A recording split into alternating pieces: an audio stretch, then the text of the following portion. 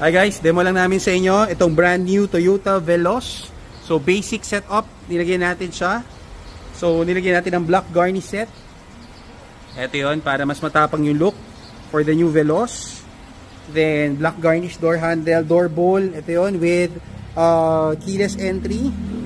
Then sa loob, pakita natin sa inyo, nilagyan rin natin siya ng noise reducer. So hindi yan kita sa labas. Sa loob yan para mas tahimik. Ito yun, noise reducer. Ito, nilagyan natin siyang door seal.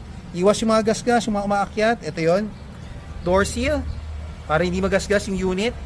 Ito, yung full black liner matting ng Veloz with heel pad. Dinagdagan namin siya ng heel pad. Ito yon, nakita nyo, covered na covered. DIY. Available sa Shopee and Lazada.